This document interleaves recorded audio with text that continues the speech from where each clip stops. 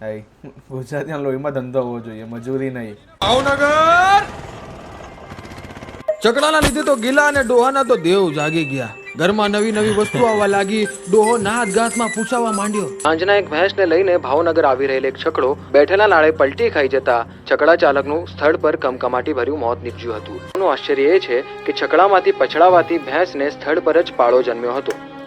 ભાઈ સોરી મેં કરું છું કે ભાઈ તમારા ગીલા વિશે બોલું છું, બટ યાર મારું કેવું છે કે ગીલો છે ને થોડો બિઝનેસ માઇન્ડેડ નહીં હતો.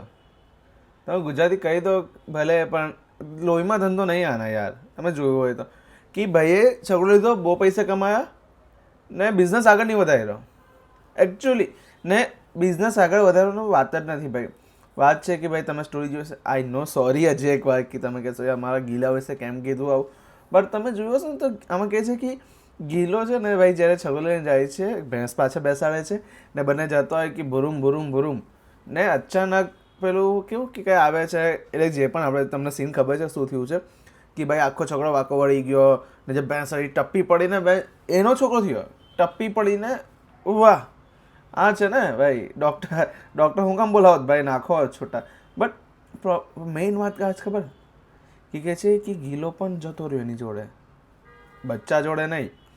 પેલા શું કહેવાય ને કે ગાડીનું હેન્ડલ છોડી દો હતે, છગડાનું હેન્ડલ છોડી તો બચી ગયો હતે. બટ મારું આજ કેવું છે કે ભાઈ જે આપણું ગીલો ભાઈ છે ને એને ગેરેજનો કોન્સેપ્ટ જ નહીં ખબર. ભાઈ તો છોડી દીધું હોતે તો ગેરેજમાં બની જતે. તો ભાઈ આટલા પૈસા કમાઈ તને નાખવા કાં છે?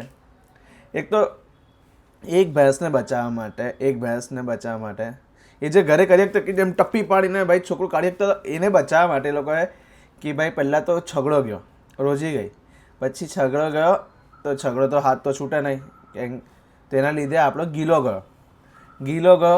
પછી એ ભાઈ ન્યૂઝમાં આવે છે આખું, ને એ સાંભળીને ન્યૂઝમાં એના જે બાપા હતા બાપાએ ગયા.